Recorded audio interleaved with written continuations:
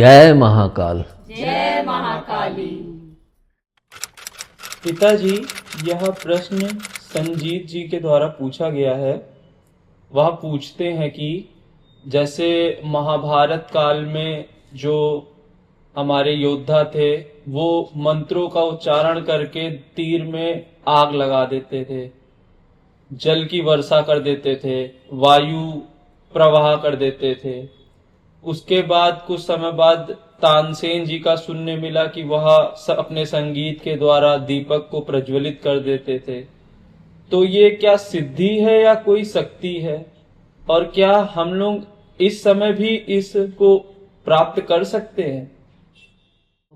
हम मंत्रों को सिद्ध करके ये सब कार्य कर सकते हैं, और सिद्ध करने के भी माध्यम होते हैं, तरीके होते हैं। जैसे कि कुछ लोग ध्यान के द्वारा उस चीज़ को सिद्ध करते हैं, कुछ लोग साधना के द्वारा उस चीज़ को सिद्ध करते हैं, कुछ लोग तंत्र मार्ग से सिद्ध करते हैं, और कुछ लोग जप मार्ग से भी सिद्ध करते हैं। मतलब कि हम देखें तो एक तरह से कि सिद्ध करने के मार्ग कई हैं, लेकिन कौन सा व्यक्ति किस मार्ग का उसको ज्ञान है और वह उस मार्ग से ही अपने उस लक्ष्य को सिद्ध करता है। सबसे बड़ी चीज़ क्या होती है कि हम जब किसी चीज़ को सिद्ध करते हैं तो उसके लिए हमें भी बहुत कुछ मेहनत और अपने को एक तरह से तपाना पड़ता है। बिना तपाए हम कोई चीज़ को सिद्ध नहीं करते, और जब हम इतना सिद्ध करते हैं तो जैसे कि सोने को जितना तपाते हैं उतनी ही उसकी चमक बढ़ती है। उसी तरह से जो मनुष्य जिस राह को या जिस लक्ष्य को सिद्ध करता है या जिस मंत्र को सिद्ध करता है, वह भी उसको सिद्ध करने के लिए अपने आप को बहुत तपाता है। मार्ग कई हैं, मगर हर मार्ग के कुछ अपने नियम और कायदे भी होते हैं। जैसे कि साधना मार्ग में से चलता है व्यक्ति, तो उसको बहुत भूख सहने की, व्रत रहने की आदि तमाम प्रकार की क्रियाएं करनी पड़ती हैं। और जो तंत्र साधना से चलता है तो उसके अंदर एक तेजपन आ जाता है कि मैं ही सब कुछ हूँ, मेरे आगे कुछ नहीं है। यह भाव तंत्र मार्ग पे चलने वाले साधक के अंदर आप अवश्य देखेंगे कि मैं ये कर सकता हूँ, मैं ये कर सकता हूँ।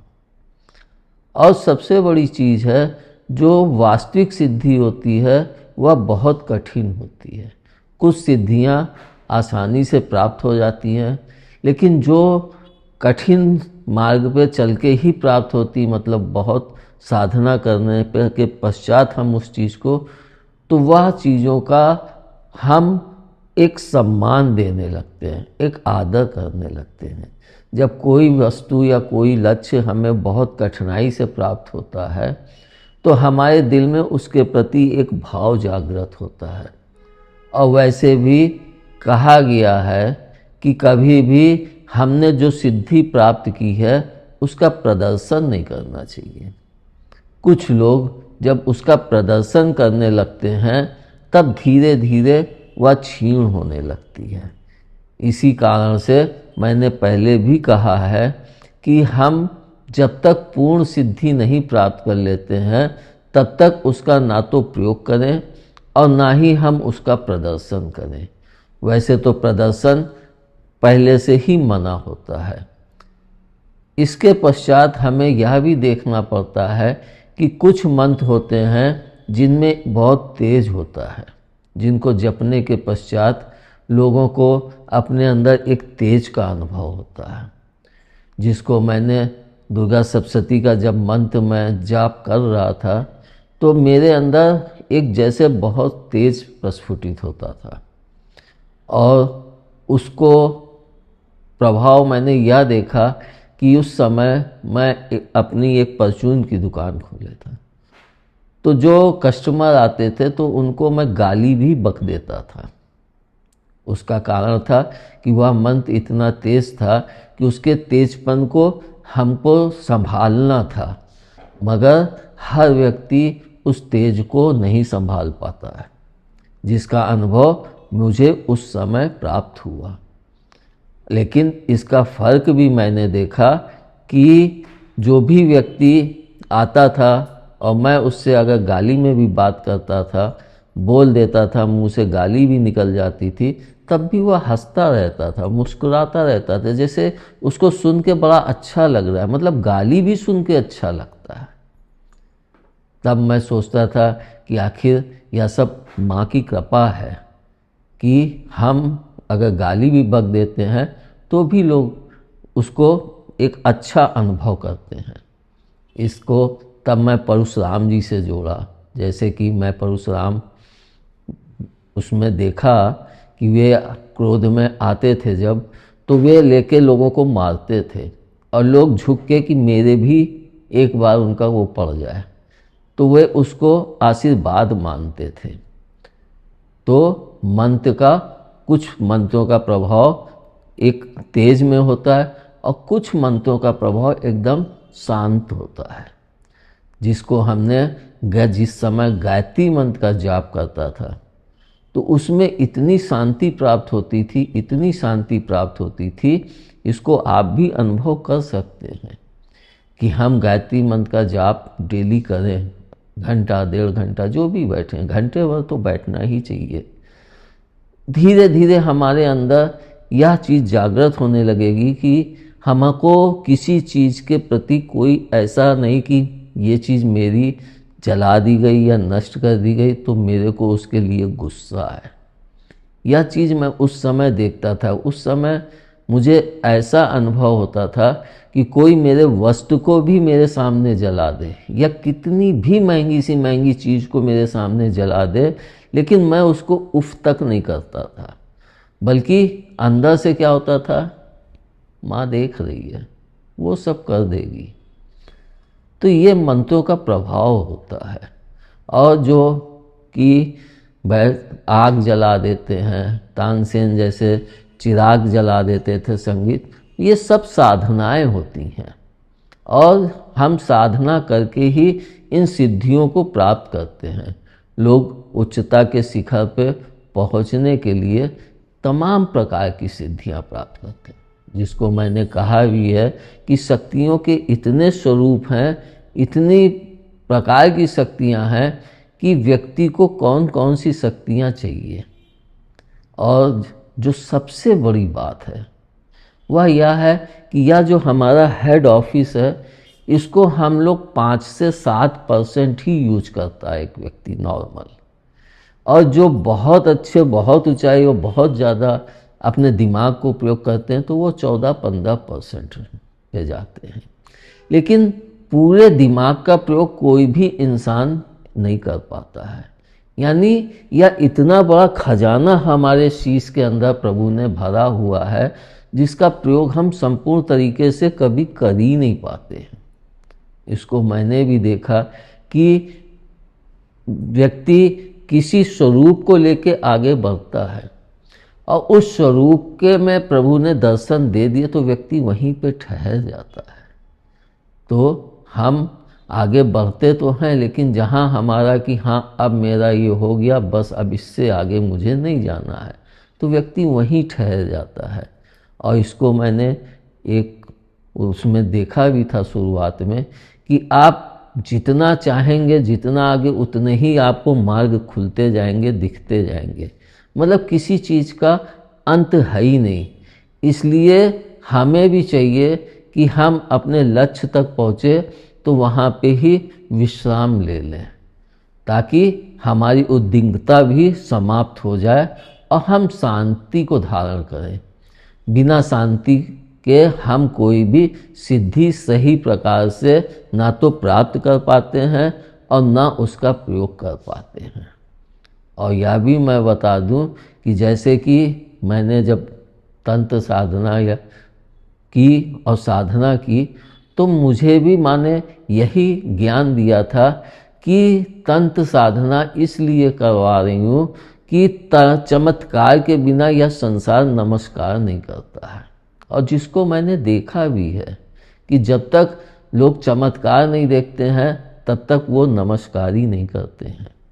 लेकिन यह भी बहुत गलत चीज़ हो जाती है कि एक बार आपने उसको कुछ ऐसा कि ऐसा कर तो उसको चमत्कार दिखा तो वह उसका आदी हो जाता है कि मेरे गुरुजी के पास या उनके पास बहुत शक्तियाँ हैं तो मुझे कोई चिंता ही नहीं है, मैं जाऊंगा उनसे बोलूँगा और वो कर देंगे तो मुझे सब लाभ प्राप्त हो जाएगा।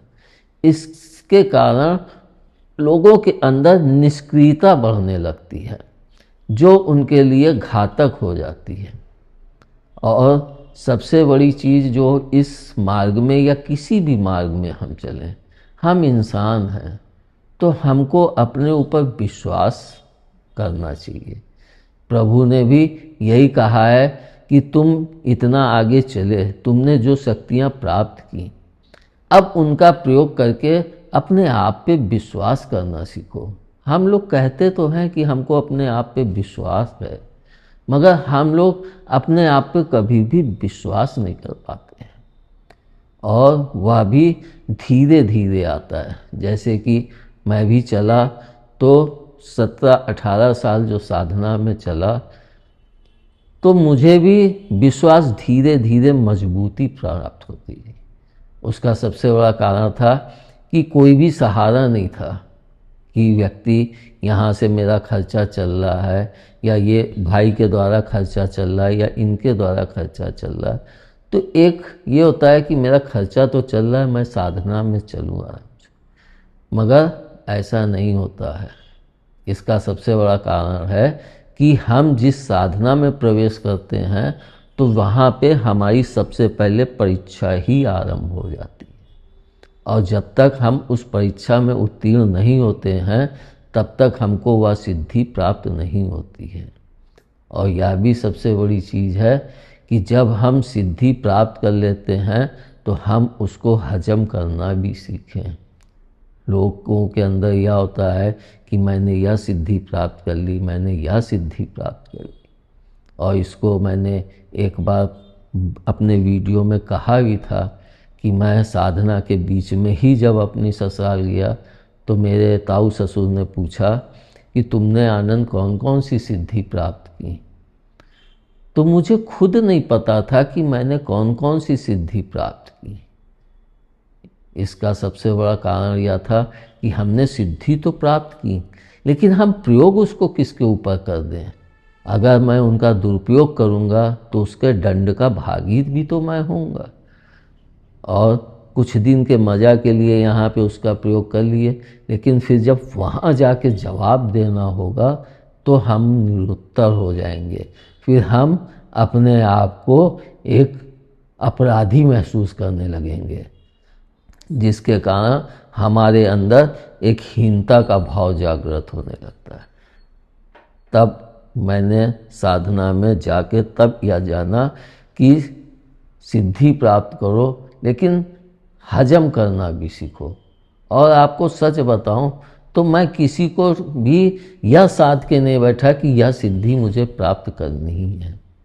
और जैसे कि आप बोले कि वायु चला देते हैं, अग्नि बाण फेंके अग्नि जलने लगी, तो यह सब चीज़ें संभव हैं।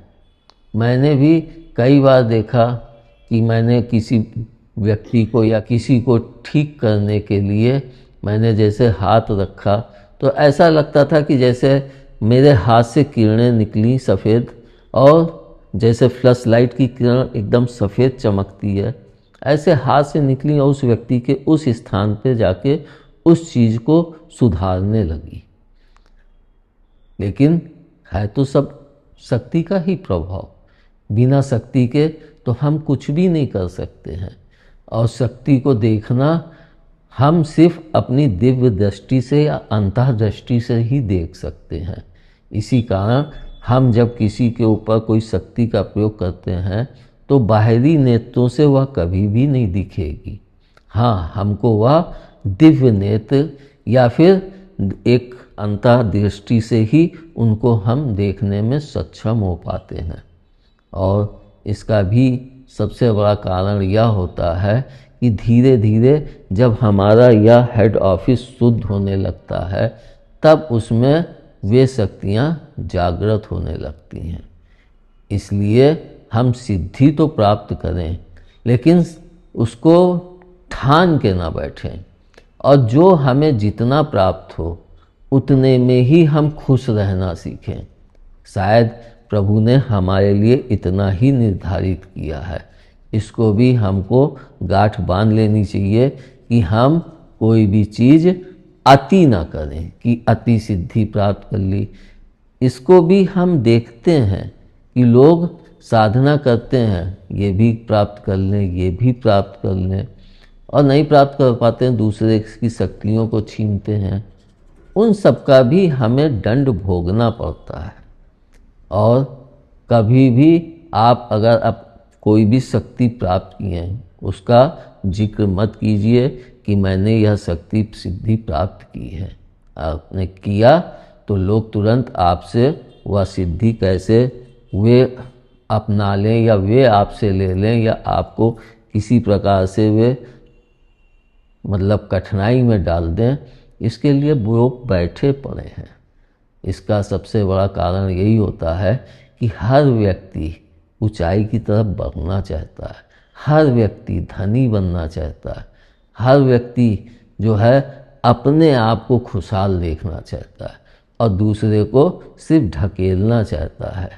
लेकिन आप कभी भी ये मत सोचिएगा कि हम सिद्धि प्राप्त किए या माँ का यह आशीर्वाद या यह शक्ति प्राप्त किया तो हम दूसरे को परेशान करें या उसके लिए अहित करें।